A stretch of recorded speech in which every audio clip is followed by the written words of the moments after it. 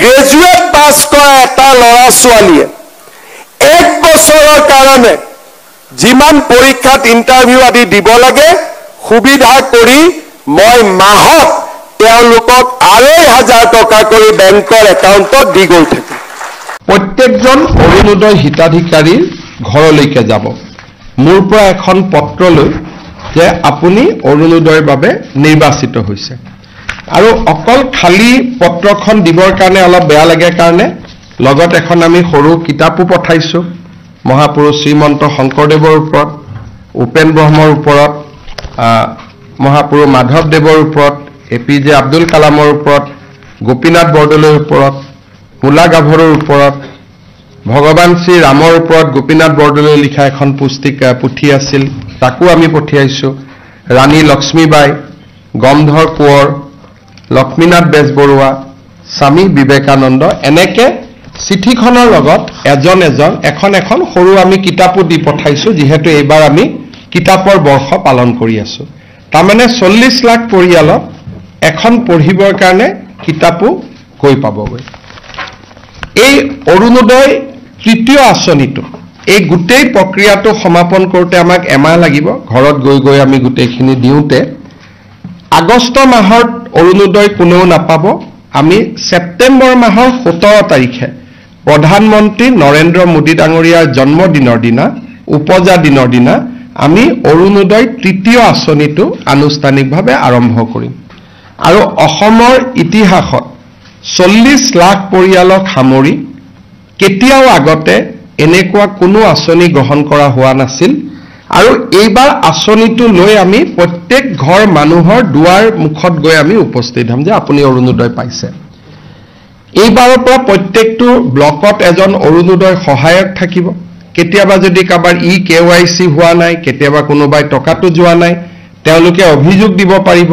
আৰু এটা পৰ্টেলো মুকলি হৈ থাকিব য'ত নেকি কোনোবাই চৰকাৰী চাকৰি আদি পালে নিজক অৰুণোদয়ৰ পৰা অপ্ট আউট কৰিব পাৰিব। এই চিঠিখনৰ লগত পৰীক্ষামূলকভাৱে পাইলট বেচিছ, এইটো আমি এতিয়ালৈকে স্থায়িত্ব দিয়া নাই, পৰীক্ষামূলকভাৱে আমি এটা আঁচনি আৰম্ভ কৰিছোঁ যে 100 টকাৰ লগে লগে IOC আমাক জনাই দিব যে অমুক পৰিয়ালটোৱে আজি এটা গেছ কিনিলে, লগে লগে তেওঁৰ একাউণ্টত আৰু 250 টকা, যদি গেছ নিকিনে 250টো নাযায়, যদি গেছ কিনে তেতিয়াহ'লে তেওঁলোকৰ লগত আমি গেছৰ কথাখিনি লিখিবৰ কাৰণে লগত এখন ফৰ্ম পঠিয়াম। চিঠিখন যেতিয়া গাঁৱত তেওঁলোকে লৈ যাব চিঠিখনো দিব, লগতে ক'ব যে আৰু এটা আঁচনি আপোনালোকৰ কাৰণে আহিছে, ডিটেইলছটো দিয়ক, কানেকশ্যন নম্বৰটো লাগিব। তেতিয়াহে IOC লগত আমি কানেকশ্যন নম্বৰটো আমি তেওঁলোকৰ পৰা ল'ব লাগিব। আৰু এটা খবৰ দিব যে নতুন উপকৃত হয়, খুব ধুনীয়াকৈ যদি IOC লগত সম্পৰ্কটো স্থাপিত হয়, কাৰণ ইয়াত কেন্দ্ৰীয় চৰকাৰো জড়িত থাকিব, ৰাজ্য চৰকাৰো জড়িত থাকিব, যদি আঁচনিটো ৰাখি দিব পাৰিম। কিন্তু তাত এটা তালমিল লাগিব, গেছ কিমান যাব লাগিব। সাধাৰণতে ৰাজ্য চৰকাৰ আৰু কেন্দ্ৰীয় চৰকাৰৰ ৱেবছাইট প্ৰচেষ্টা কৰি এটা পইণ্টলৈকে আহিছোঁ। আমি ভাবিছোঁ যে ইয়াক আমি ৰূপায়ণ, যিটো মাহত গেছ কিনে তেওঁলোকে আৰু 250, তাৰমানে যিটো মাহত নিকিনে, মাহত এটা গেছ নিকিনে, যদি গেছ নিকিনে আপোনাৰ অৰুণোদয় বেনিফিচিয়াৰীয়ে বেনিফিটটো পাই থাকিব।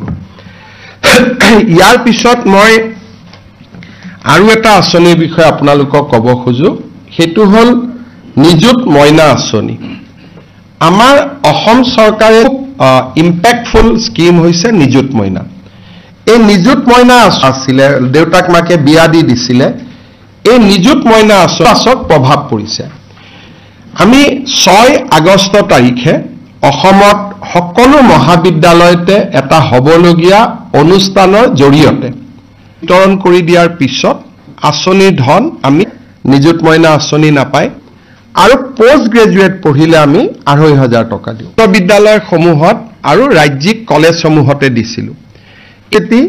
আৰু অসম বিশ্ববিদ্যালয় শিলচৰতো আমি এই আঁচনিটো দিয়াৰ বাবে সিদ্ধ কলেজসমূহত আজিকালি কিছুমান সেল্ফ ফাইনেন্সিং কোৰ্স থাকে।